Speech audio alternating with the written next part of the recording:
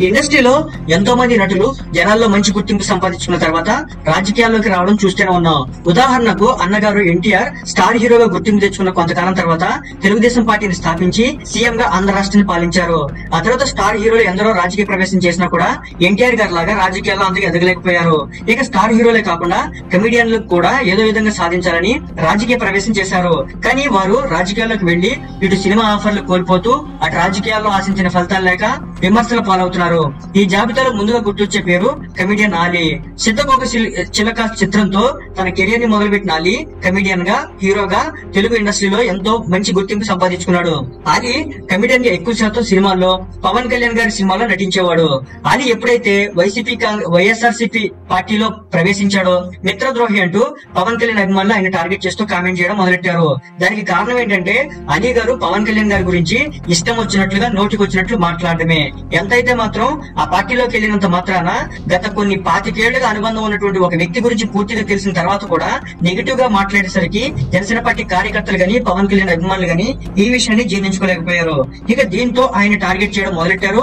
ఇక ఆ తర్వాత నుంచి పవన్ కళ్యాణ్ కూడా దూరం పెట్టడం అయితే స్టార్ట్ చేశారు. సో ఇటీవల రిలీజ్ చేసినటువంటి ఇన్స్టాగ్రామ్ లో పవన్ కళ్యాణ్ గారు అకౌంట్ ఓపెన్ చేసిన విషయం తెలిసిందే. సో ఆ ఇన్స్టాగ్రామ్ అకౌంట్ లో విడుదల చేసినటువంటి వీడియోలో కూడా అలీ గారి ఫోటోని ఎక్కడ కూడా పబ్లిష్ చేయలేదు పవన్ కళ్యాణ్ గారు. సో ఇక ఇదే కోవకు చెందిన వారిలో రచయితగా కమెడియన్ గా గుర్తింపు తెచ్చుకున్నటువంటి పోసాని కృష్ణమురళి.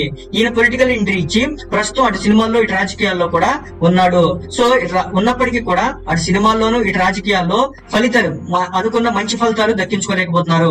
ప్రస్తుతం పవన్ కళ్యాణ్ విమర్శించడమే పనిగా పెట్టుకుని ఆయనపై కామెంట్లు చేస్తున్నారు. ఇక మరో కమెడియన్ 30 years ఇండస్ట్రీ పృథ్వీ. ఈయన ఒకప్పుడు పవన్ కళ్యాణ్ గారిపై మెగా ఫ్యామిలీపై ఇష్టం వచ్చినట్లు కామెంట్లు చేసిన నేపథ్యంలో సినిమా ఇండస్ట్రీ నుంచి అవకాశాలు పూర్తిగా తగ్గిపోయాయి. ఇక ఆ తర్వాత ఎప్పుడైతే వైసీపీ పార్టీని వదిలేసి రాజకీయాలు జనసేన పార్టీ తరఫున మళ్లీ జెండా ఎత్తడం మొదలెట్టాడో అప్పటి నుంచి సినిమా అవకాశాలు ఒక మాదిరిగా వస్తున్నాయి. అంటే మెగా ఫ్యామిలీని ఎదిరించిన ఏ వ్యక్తి కూడా సినిమా ఇండస్ట్రీలో నిలదొక్కుకోలేడు అని చెప్పడం ప్రత్యక్ష ఉదాహరణ ఇదే అనమాట. అంటే మెగా ఫ్యామిలీ అనేది చాలా మంచి కుటుంబం. సో వాళ్ళు చాలా పాజిటివ్ యాటిట్యూడ్ తో ఉంటారు. వాళ్ళని ఎవరు ఎన్ని మాటలన్నా గానీ పట్టించుకోకుండా వాళ్ళ పని వాళ్ళు చేసుకుంటూ ఉంటారు. అలాంటి గొప్ప ఫ్యామిలీ పై ఇష్టం వచ్చినట్టుగా విషం చల్లుతూ పోతే సినిమా ఇండస్ట్రీలో ఉన్నటువంటి ఏ వ్యక్తి కూడా అలా తిట్టే వాళ్ళపై ఆదరించారని చెప్పేసి స్పష్టంగా అర్థమైంది.